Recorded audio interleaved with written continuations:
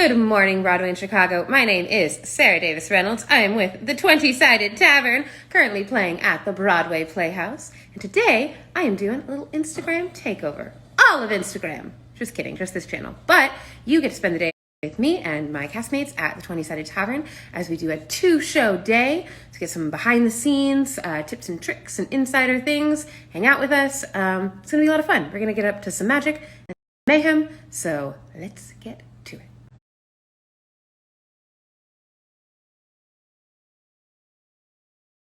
So whenever we are touring, we always try to bring some creature comforts since we are away from home for so long. My 2 creature comforts are these 2 ding-dongs who never let me have breakfast in peace. You say hello, Stroopwafel?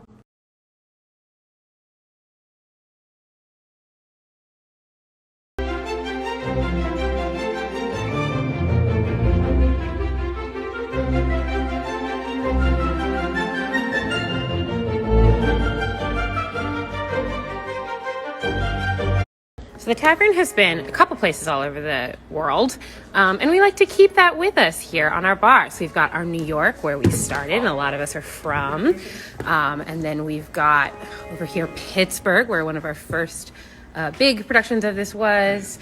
Of course, we've got Chicago here, where we are right now. We've got Scotland for when we were in Edinburgh. Yeah, we just keep decorating this the whole time. Corbin, yes. What is your favorite TST character and why? I gotta go with John Paul. I like it's an eternal joke of like multiple people stacked in a trench coat. So the fact that it's a fighter, like, that's perfect. Perfect. All right, Bobby, what is your favorite TST character and why? Oh, well, that would be Eliana, of course. She is a, what is she? She's a druid. She's a druid. Yeah. Turns into a bear. It's great. She's just like ferocious and unpredictable and moody. It's Rawr. We have our 2 GMs here. Best NPC names given at shows recently, and or any hard ones that have thrown you off guard. All right. Best. There was once The Apprentice was named Mother Coconuts, and that's a good one. And I feel like that person keeps coming back or is telling people about it because now the name Mother Coconuts comes up a lot. I don't know if that's like a local reference or something. Mother Coconuts is good. I really love it when The Apprentice is named Doofus. It cracks me the hell up every time. I love it. And hard ones that throw me are always Steve and Bumfunkle. Bumfunkle? Bumfunkle. With an N. Bumfunkle, yeah. Yeah.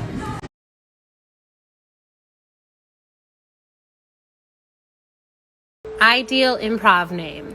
Well, obviously, it's the Gargle Birds. If you know, you know. So yes, we have both actually. We have some actors who do actual alcohol on stage, and we have some that do sober shows. But before every show, we check in to see if people are drinking or doing sober, and we have a couple different options. So we have the apple juice and the pickle juice if you're doing sober, or we've got Fireball, Limoncello, Amaretto, and of course, we've got Malort, because we're in Chicago. And then we also do have, I've got under here, I got like a fully stocked bar with beers and seltzers and all the kind of things like that. So we have drinks for the whole show. That's a great question. So I would say that about 65% of the show is scripted and 35% is improvised. Basically, there are always going to be story points that we will hit and certain NPCs that we'll meet. But any of the character interactions, anything like that, that is all completely improvised. And I'm with Sammy, our calling stage manager. Hello. Sammy, what is it like to call an improvised show? It is chaotic in like structured chaos. So anything that is chosen by the audience, I know that a choice is going to happen and just not which choice we're going to make. So that I have a little bit of a heads up of like something's going to happen here. But any of those character interactions you feel it out in rehearsals of like where those moments are like naturally occur. So sometimes like I just kind of feel like, oh, something's probably going to go here. But overall, just to finish this off, I have just gotten really in tune with our players and our cast. So even if I don't know when they're going to throw something at me ahead of time, like it's not something that is typically happens, I have gotten really good at reading our cast. So it's just a lot of getting to know who our players Yeah. are and what their instincts are like. And of course, also completely unscripted is anything that the audience does. So Exactly. the names that the audience gives us, the things they call out to us sometimes, the way that they play games, things like that. We don't know how that's gonna go. And So- especially like reactions to the audience. So anything that we like, if you shout something out that we like absolutely don't expect, we're gonna play along with you guys. You guys are a third or fifth, whatever. You're character. another player with us. Exactly. Oh, I love this question. So tonight is actually a really special performance for me because tonight is my 100th performance of the 20-Sided Tavern, and specifically as the Tavern Keeper. And so the Tavern Keeper is the keeper of all magic. I control all of the audience interaction elements, so I get to give you the choices and the challenges and the games and all that kind of stuff. And so my favorite part is actually the last 2 seconds of every election, because I can see the numbers of the votes as they are coming in, and I can see how close things are. And those last 2 seconds are always just the most exciting of every show for me. Okay, Maddie, if you could set a TST campaign in the world of another Broadway and Chicago show, which show world would you set it in? I think, given the fact that I am from Chicago, and I want to rouge my knees and let my stockings down, it's happening in Chicago. All right. Yeah. Hey, Travis.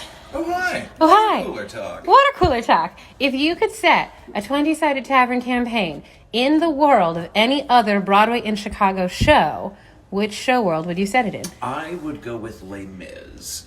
I Say think more. There's street urchins and class struggle, and that fits a lot into like the conflict and world in D&D. And I think, you know, having a little gnome Gavroche on top of the barricade would be excellent. That'd be great. Yeah, that's also who I would make my character based on. Cool. Perfect. Okay, Erin. Yes. If you were going to set a 20-Sided Tavern campaign in the world of another Broadway in Chicago show, Okay. what show world would you choose? I think I would probably go with Cats because I'm a Tabaxi stan and I am here for Oops All Animals in every. Just arming all of the cats? Yes, and also they got class. They get so many options. I think it would be fun. Because then you could have like a whole show of like Kitty in a wizard hat and Kitty with a knife and Kitty with boxing gloves. It would be a fun time. I would absolutely go see that show. Yeah.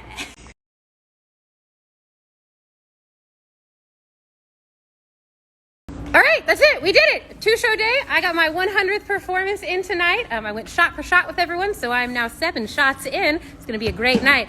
But thank you so much for following along with us today at the 20-Sided Tavern.